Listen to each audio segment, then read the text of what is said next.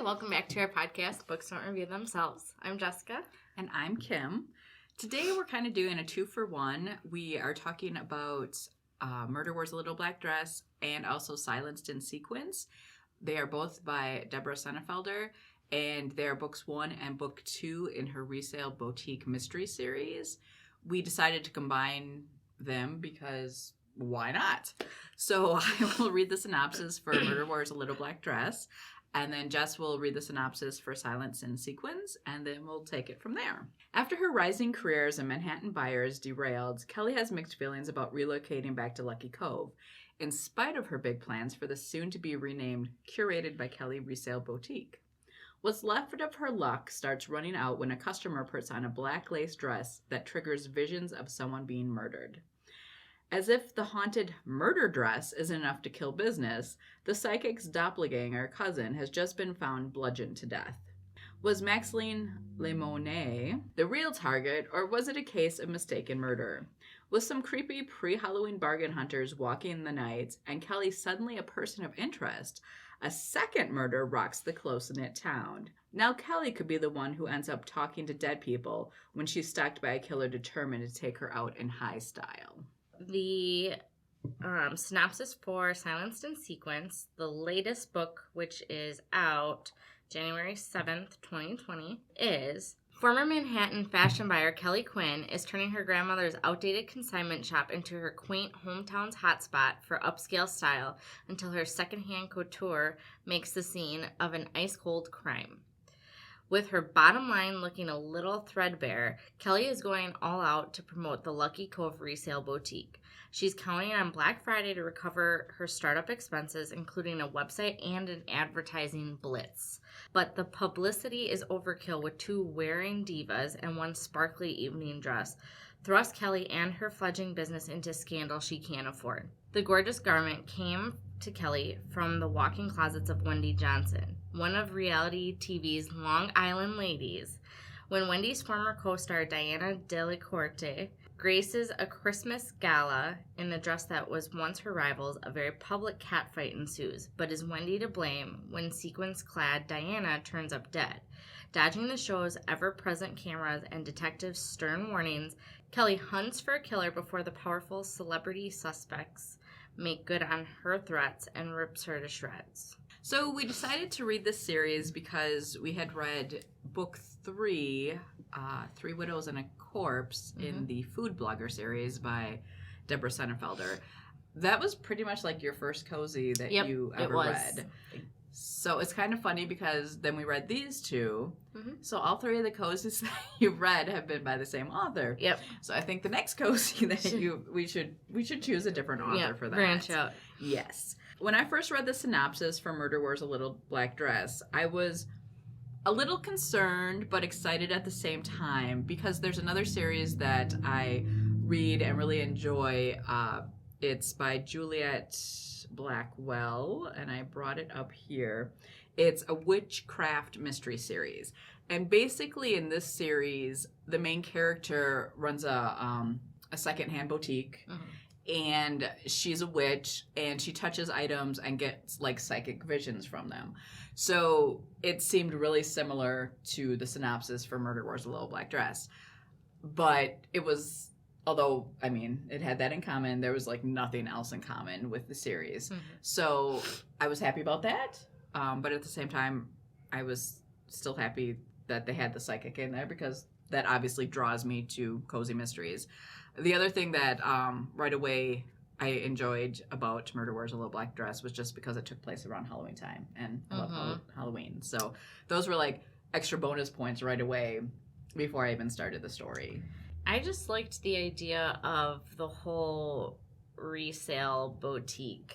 I thought that was kind of fun, I guess, to incorporate like a higher end boutique essentially, where she's bringing in like different fashions and whatever. I liked that part of it. I did like the Halloween part.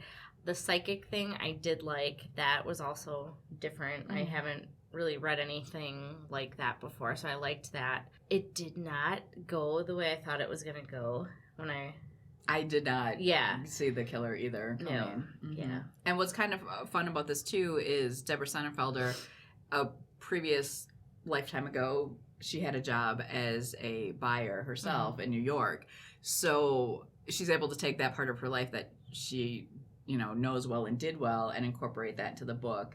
So her details on fashion outfits are really well detailed. Even if you really don't know much about fashion, the way she describes it, you're able to picture the outfit itself. Which, I mean, I'm not huge into fashion, so that was good for me, at least. Honestly, now that, because I read this a while ago, like at the beginning of December, I honestly don't remember who the killer was even anymore. But I remember I didn't see it coming. Yes, so. I remember who the killer was, but for like, I was thinking about that actually today, and I had almost, like, I kind of forgot, and I was like, wait a minute, and then I did remember who it was. Okay. But it was not who I thought at all. And the killer for Silence and Sequins, the first part of the book, who I thought it might be, was not who it was. Okay. For the Silence and Sequins, I thought I knew who it was, and I was correct, but I had no idea what the motive would have been. And the only reason why I thought I knew who it was just because of a weird thing that happened and just stood out in my mind. It seems like I've said that before with cozies, or sometimes there just happens to be an event that just is a loud event, and I just always like, oh, that's the killer. So that's the only reason for that. I'm trying to think what else to say about the first one, Murder Wears a Little Black Dress. I guess in my written review here, I have talk about the characters being really well developed already for a first in a series, which was good. I enjoyed that Kelly's best friend, Liv, was always, does she own the bakery, or does she work at it with her parents? I think her parents own it, and she works there. But so she's always bringing over baked goods to the boutique, which, I mean, I love baked goods, so that's awesome. Her assistant, not coworker, well, it is coworker, employee, that's the word I'm looking for, Pepper, was her grandmother's, like, best friend. So she, treats Kelly like a granddaughter, which it's a great relationship between the two of them. And it's also nice having Pepper there because she can kind of share stories about Kelly's grandmother in the book. And in fact, in my first review, I had wrote that I hope like some more stories about Kelly's grandmother comes out in future books. And it does in book 2. And actually in book 2, the story that kind of comes out about her grandmother is like a mini mystery inside of Silenced and Sequins. So that was kind of fun too. Yeah, those were the biggest things that I had written about Murder Wears a Little Black Dress. Anything else about that one? I don't think so. Okay. Nothing that wouldn't be probably kind of spoilery. Saying this is the killer and this is why they did it? Yeah. Okay. But yeah, I enjoyed that. I think I guess, I mean, I understand this is the first book, so you gotta lay the, like, groundwork, but I liked reading the second book almost. I think it was more like, okay, you already know who's who and whatever, so it was kind of nice to be able to just get into the story and not have to read all the details about the characters. And have whatever happen. I think that's the one thing I like about series, that adding more characters is fine, but just the familiarity. The comfort. There we go. Of just knowing the characters, and then it's just, you get to almost just enjoy the story because you feel like you already know the characters. Yeah, and that's a lot of time with cozy mysteries. People keep coming back to the story because they want to see their friends again, the characters that they enjoy, which is a big appeal for cozy mysteries. And that's kind of what it almost felt like when I was reading, because it's like, okay, I remember Kelly, and I remember Liv, and I remember blah, blah, blah, and so I liked that. The mystery aspect, it's hard to say, because I feel like I had no idea who the killer was in the first one. In the second one, you do, like I said, kind of like the first half-ish, or maybe even less than that, I had guessed at someone, but it was not correct. But then obviously it kind of unfolds when you find out more stuff. But then I felt like there was almost more mystery maybe in this one a little bit.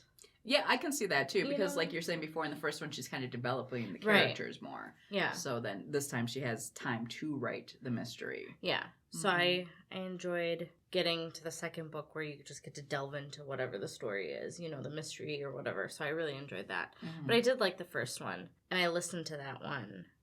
Okay. So that was also nice. I just listened to it on my way to work and back and whatever.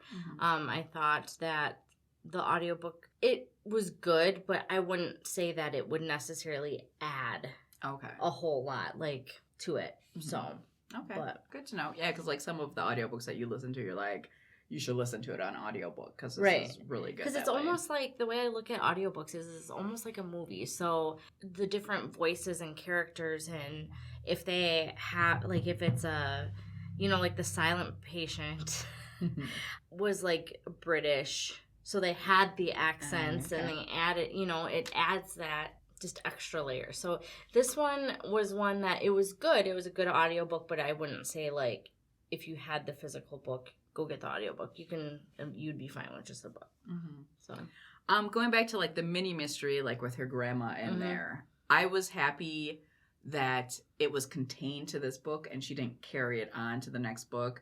I feel like it would have just been too much. So that made me very happy in that regard. The other thing I want to talk about a little bit, in the first book, in most cozies, there's always a romance, you know, angle going on. Mm-hmm. In the first book, I don't remember. There was a romantic interest, but it wasn't. It was like she thought he was past. Oh, past one. Okay. Yeah, it was one like they had gone on. I can't remember exactly, but they had gone on like a couple dates. It was just a brief mention. It wasn't. You didn't see her go on any dates or anything. It was just some guy that she had before. Yeah. Okay. And then in the first one, like, the lawyer, finds him attractive. So that's kind of starting out. And then in the second book, it progresses a little bit, but it doesn't progress that much in the second book, which is good because she's supposed to be running a new to her store. So hopefully she is focusing her attention on the store and then plus the mystery. But, like, how far it did progress, I was, like, fine with it, you know? But I also feel like if it doesn't progress more by, like, in book 3 and definitely by book 4, I think that might be, like, an annoyance to me, you know what I mean? Because you want to, like, know. I want to get on with it. I mean, either something happened or it doesn't. They're done. Exactly, one or the other. Because there are past cozy mystery series that I've stopped reading because the romance angle was going nowhere. And I mean, this isn't a romance book, it's a mystery book, but the romance is always part of it, you know? And either the romance was going nowhere or else, like, there's a love triangle. And it's like, for the love of God, Stephanie Plum, just pick one or the other. And then the other book, too, was Joanne Fluke. And it was between a cop and a dentist. Like, she wasn't picking forever. And I stopped reading the series. And I read someplace or someone told me, I don't remember what, but she didn't pick Norman or the cop. And then, like, her old college boyfriend comes in and, like, the readers are like, where the hell did this guy just come from? And not only does he come into the story, but then they get married. So, like, people were pissed about this, you know, like, longtime readers. Yeah. And then, I mean, either you've read the series or you haven't. Cozy mystery I know. It is. There's a lot of craziness. But so not only were they pissed about this rando dude just coming out of nowhere, you know, after books and books of Norman and the cop. I can't think of the cop's name. But so then they get married, but then I think he gets murdered like that book or the next book or something. And then it begins again. Yeah. And I'm just like, if you've run out of things to write about, stop writing it. You know, go to a new genre, go to a new series, do something, you know. And so those two, Stephanie Plum and Joanne Fluke's, I can't think, Hannah Swanson, I think it is. I stopped those. Yeah, so I just want to talk about the romance in cozy mysteries. The other thing I really liked about Silenced in Sequins is the reality TV spin. I knew you would. I really like and the thing is like, I love... Like, Real Housewives of New Jersey is probably one of my favorites. Okay. And, like, the Long Island Medium, we love that. Something about, like, Jersey Shore I loved. Like, something about that. I don't know. And a lot of people love those shows. And but there's so many different ones that I prefer Real Housewives of New Jersey as opposed to, like, Beverly Hills. Okay. Or, do you feel like the New Jersey is more, like, down down to earth compared to Beverly Hills. Like maybe you could obtain the New Jersey lifestyle, but not necessarily the Beverly Hills lifestyle. Not necessarily that. It's just like they're just completely different. They're different. They're different. It's like, because I remember in college, my friend and I, we would watch like that, but we would watch a lot of like Mob Wives, Okay. which was also like New Jersey. You know, it's something like they seem more real. More like down. Like yes, they're can be gaudy and whatever, but they're more real. Mm-hmm. Where it's like it seems like Beverly Hills or like Orange County. I think it's like Orange County. Okay. But there is a Beverly Hills one. It's just I don't know. They all seem flighty, and they're all real estate agents or insurance brokers, and it's just like oh. So God. the New Jersey ladies, what are they? Just like housewives, like with no other jobs, or yeah, and then some of them have like different endeavors, like jewelry business or something. Yeah, like jewelry or makeup or maybe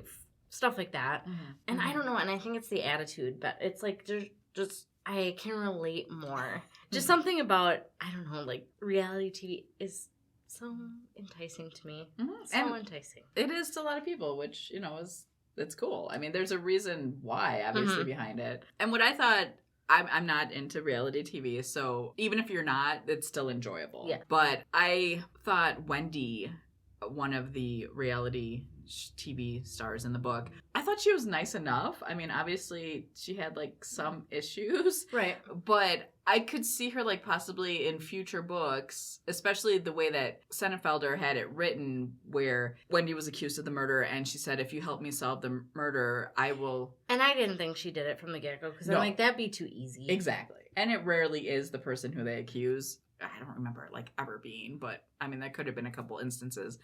But basically, she said, if you find who killed the person, then I will have all my friends come and co-sign with you. Consign with you. So Sennefelder set it up really well for future books because... Which kind of makes me excited to see what else... Who other people are going to be coming and what type of people. But, to set it up because her shop was doing okay, but she needed something to inject some money into her business.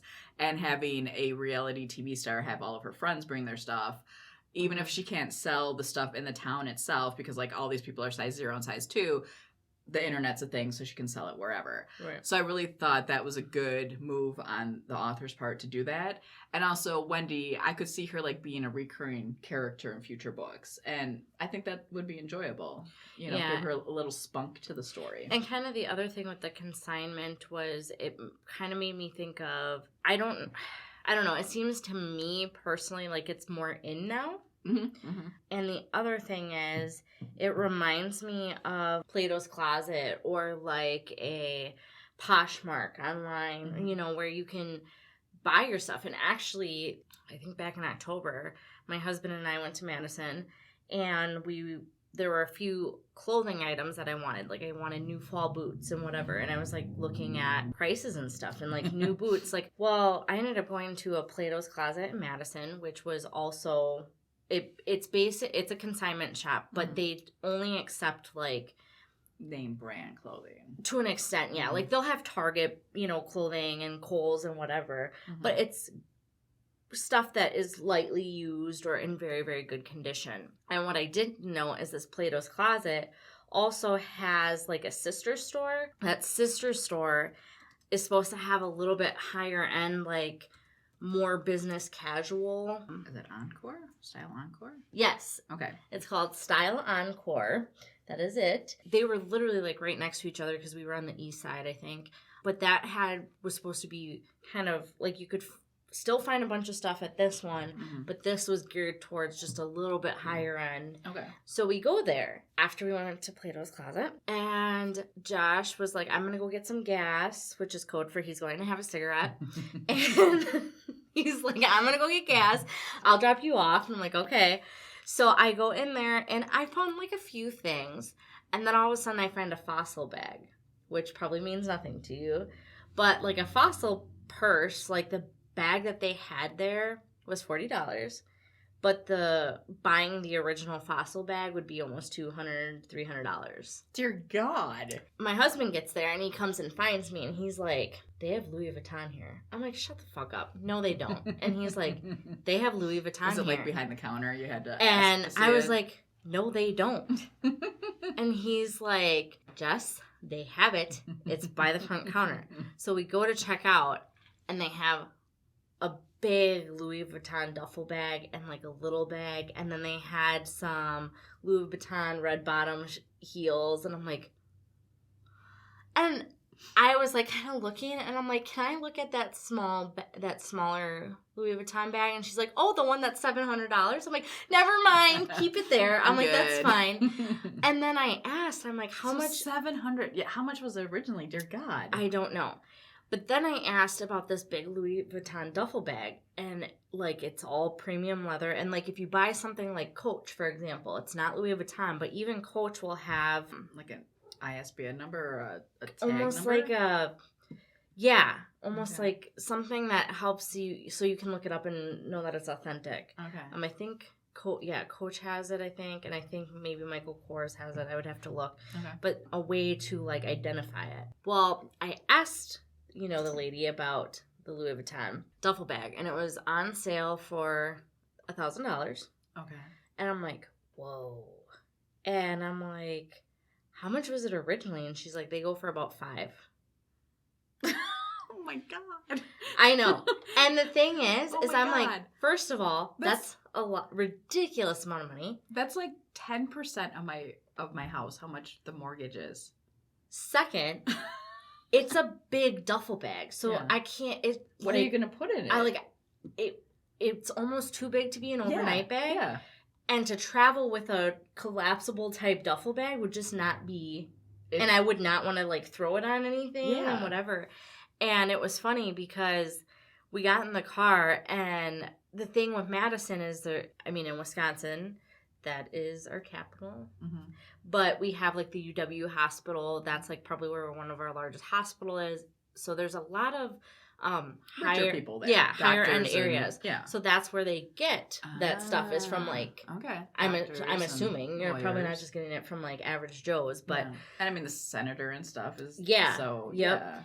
We got in the car, and Josh was like, what would you do if I bought you that bag? And I was like... The big bag? The duffel bag? Yeah. Like you said, what would you do with it? We were laughing, and I'm like...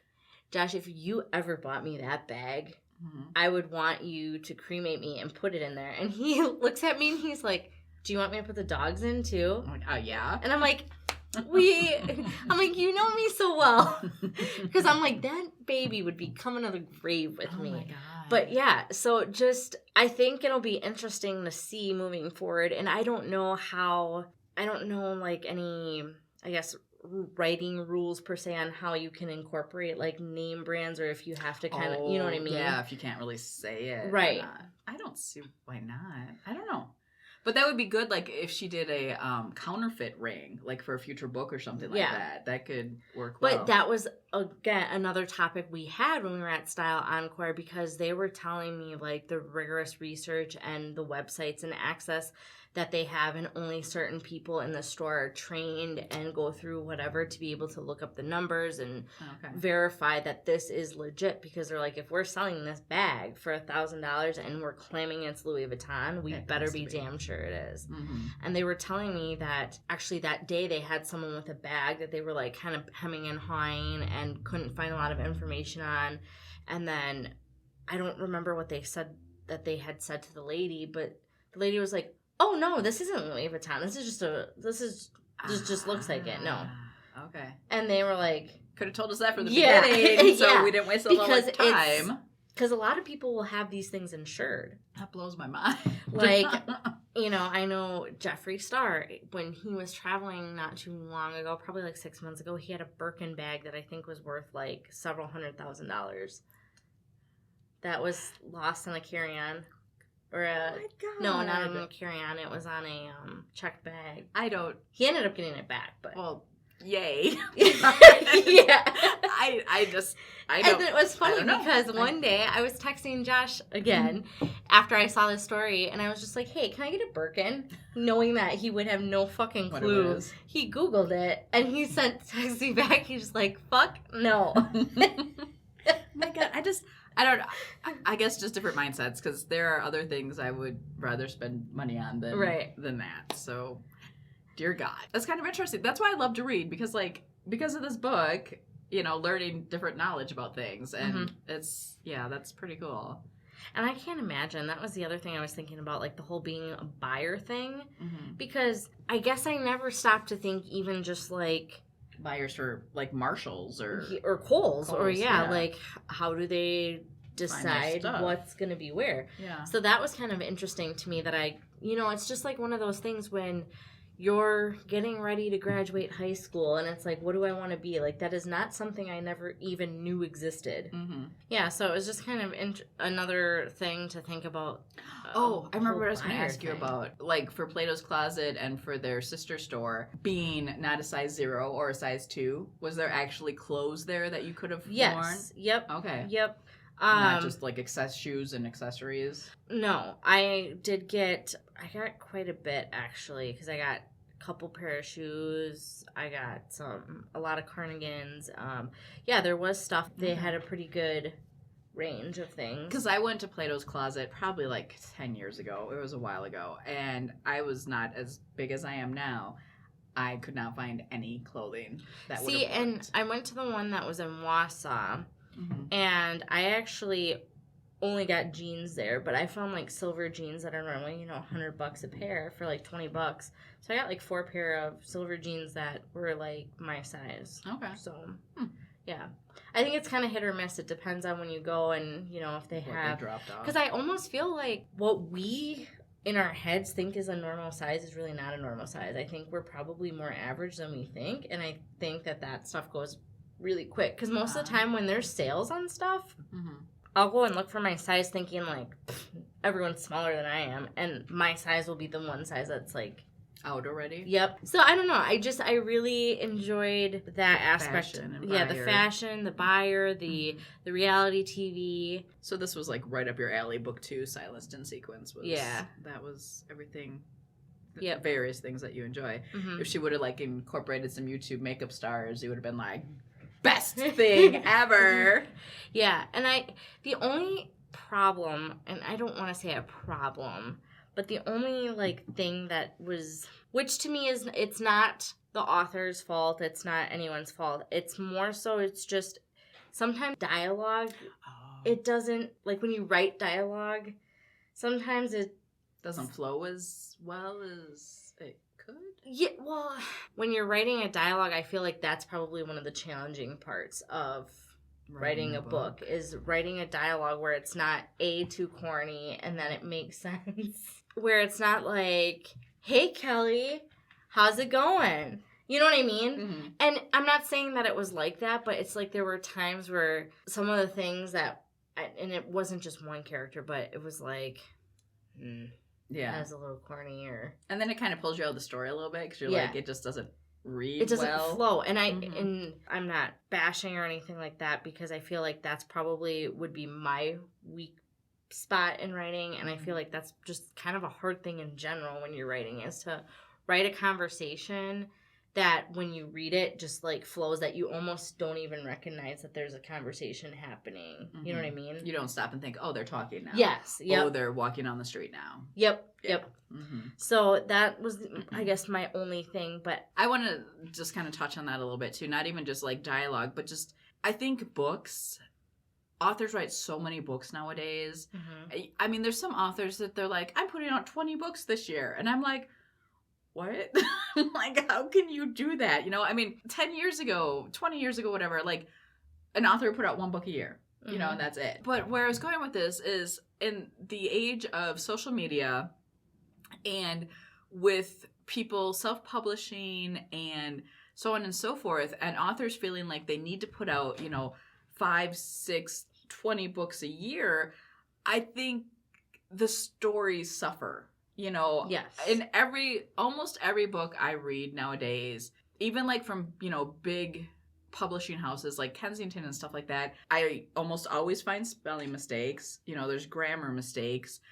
And little things like dialogue not flowing well, or, the story, them saying one thing here, and then, 3 pages later, like the character's wearing a red sweater, and then 3 pages later, it's the same scene, but they're wearing a green sweater.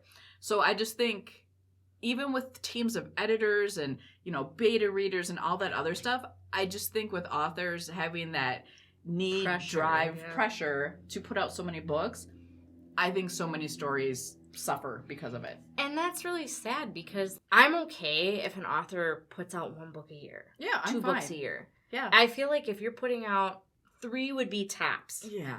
That's probably pushing it, and that's probably a shorter book. Yeah. But if you're doing 20, they have got to be trash, And the other thing, too, is that I don't have time to read that many books. And, yeah, I mean, having to wait, it's not going to kill you.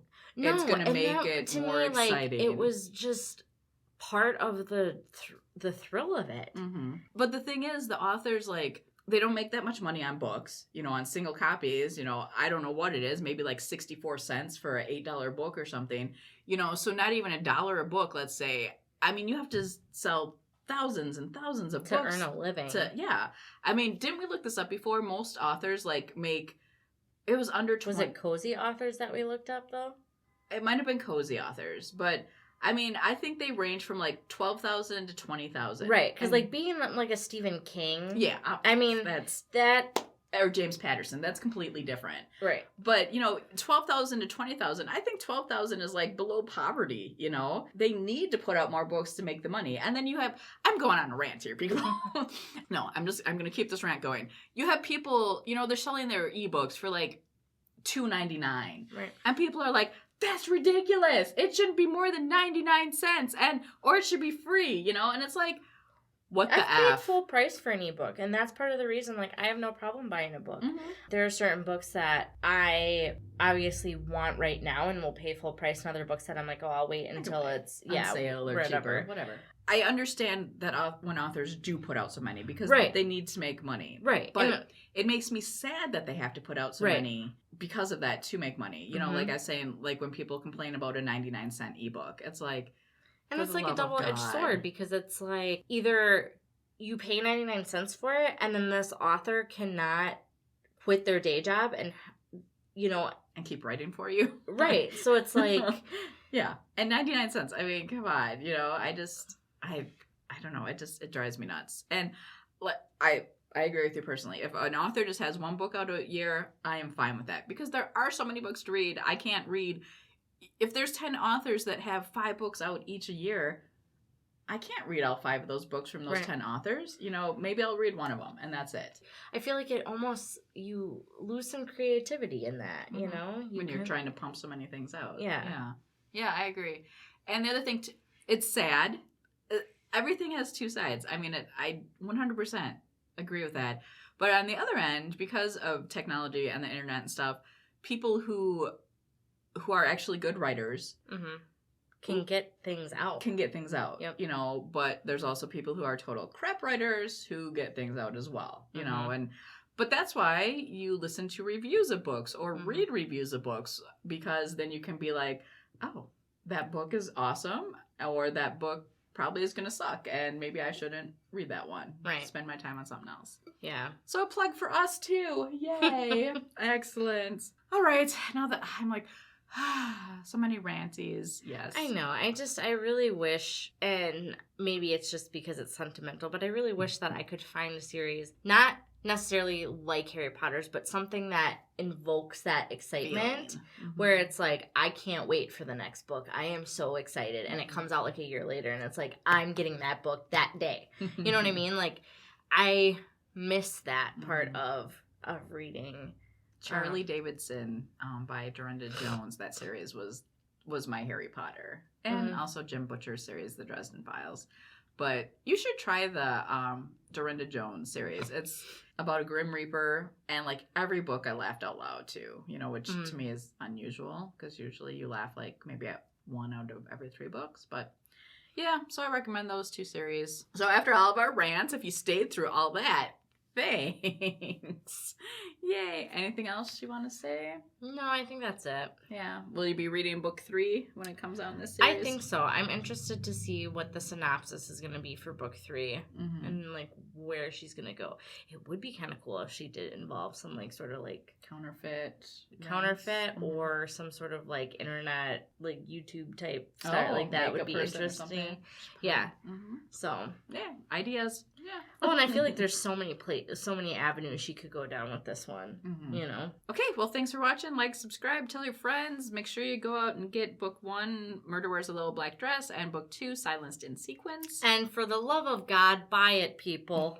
Spend this $8 and get it. Support the authors. Yes. And if you do go to your library, because you should support your local library as well and get it that way, buy one and get one from the library. Yes. Or what I was going to say, do that definitely, but leave a review. Either way, if you purchase the book or if you borrow it from the library or if you borrow it from your friend, leave a review.